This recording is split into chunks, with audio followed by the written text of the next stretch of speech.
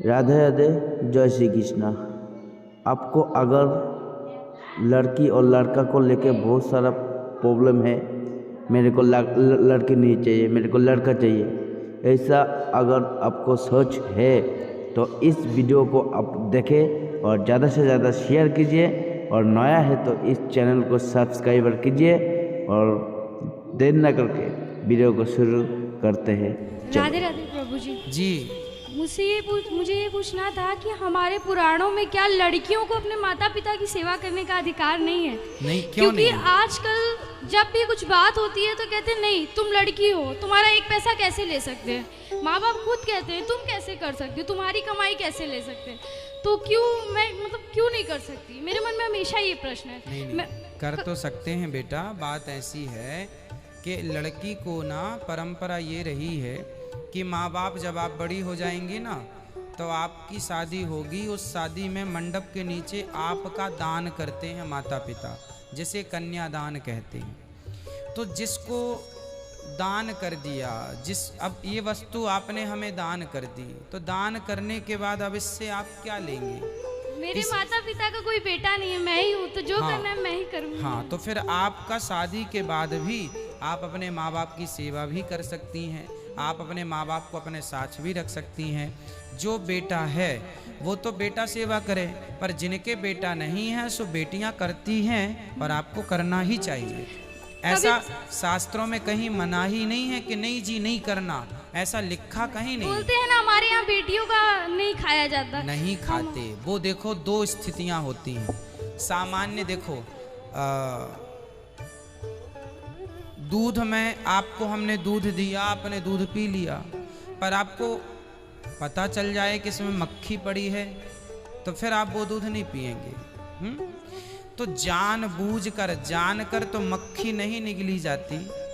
परंतु अब ये बताइए कि आपके पास कोई ऑप्शन नहीं है, भूख से मर रहे हैं और आपके सामने एक गिलास दूध रखा है और उसमें 4-6 मक्खियां पड़ी हैं और अब प्राणों की पड़ी है, तो क्या करेंगे आप उस सिचुएशन में? उस स्थिति में आप मक्खियां निकाल के दूध पिएंगे, क्योंकि वो स्थिति अलग है। उसी प्रकार जिनके बेटा हैं सो बेटा सेवा करे, पर बेटा नहीं है तो फिर मजबूरी में बेटी करे। ये बात आप मेरे माता पिता को समझा दीजिए। दोष नहीं है। वो मेरा एक पैसा नहीं लेना चाहते। मैं अभी आई हूँ वृंदावन। हाँ, वो अभी नहीं लेना चाहते, वो अभी नहीं लेना चाहते, उनकी समझदारी है। अभी आप कमाओ, अपने पास रखो, अभी वो समर्थ है ना, उनके हाथ पांव चल रहे हैं। लेकिन मेरी इच्छा है ना, आपकी तरह बनने की इच्छा है, लेकिन मैं लड़की हूँ इसलिए नहीं बन सकती। ना ना, ऐसा नहीं, ये मेरी प्रॉब्लम। लड़की और लड़का में कोई छोटा बड़ा नहीं है ना। ईश्वर ने बैलेंस बना के रखा है। ईश्वर ने पहला स्थान लड़की को ही दिया है, लड़के को बाद में। लड़का पैदा होता है भाग्य से, लड़की पैदा होती है सौभाग्य से। 100 मतलब 100। जब सौभाग्य मिल जाए तो लड़की, और एक भाग्य से लड़का। लड़का होता है भाग्य से और लड़की होती है सौभाग्य से। 100 मतलब 100 भाग्य। जब भाग्यशाली हो, कहते हैं हर बच्चे के हर बेटे के सिर पर बाप होता है, मतलब हर पुत्र के नसीब में बाप होता है। हर बेटी और हर बेटे के नसीब में बाप होता है, पर हर बाप के नसीब में बेटियां नहीं होती है ना। बेटे तो बहुत बापों के हैं पर बेटियां नहीं, इसलिए अंतर तो विशेष नहीं है। पर फिर भी ये बात आप मेरी मम्मी से एक बार कह दीजिए कि वो सुन ही रही हैं आपकी माँ। राधे राधे महाराज, आज मैं धन्य हो गई कि मेरी बेटी ने बेटा बन के मुझे तीरथ करा दिया। हाँ। और आप इसी तरह अपनी कृपा बनाए रखें कि हमें कभी बेटे का एहसास न हो। बिल्कुल, बेटा बेटी में कोई भेद नहीं है, लेकिन आप अपना आशीर्वाद हम लोग को जरूर दे दें। जो मिला है आपको उसमें प्रसन्न रहना चाहिए। यदि आपको बेटी मिली है तो आप सोचें बेटा मिल जाता, नहीं। जो मिला है ईश्वर ने सोच समझ के दिया है। बेटियां इतिहास रच, जो काम बेटियां कर जाती हैं वो बेटे नहीं कर पाते। कहते हैं बेटा एक ही कुल को तारता है, बेटियां 2-2 कुलों को तार देती हैं।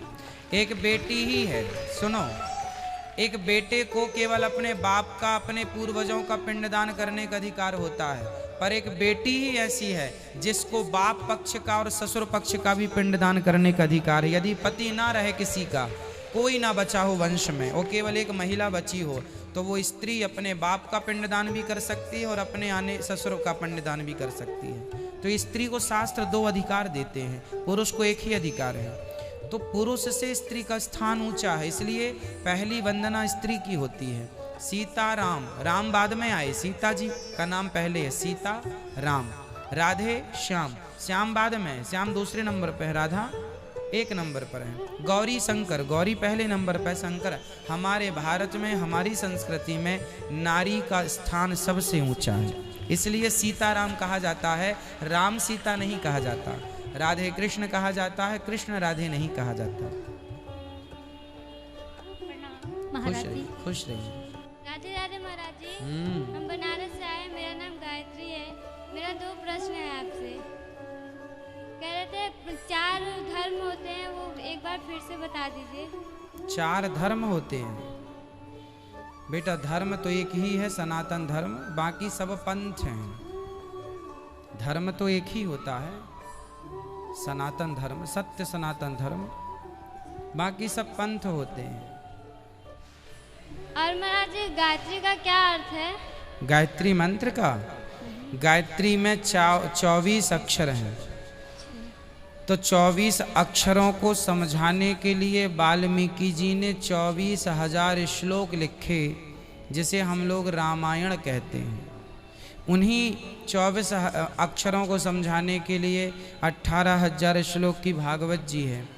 गीता का पूर्ण यदि आपको अर्थ जानना है तो ये समझो कि पूरी रामायण और पूरी भागवत ही गायत्री मंत्र का अर्थ है।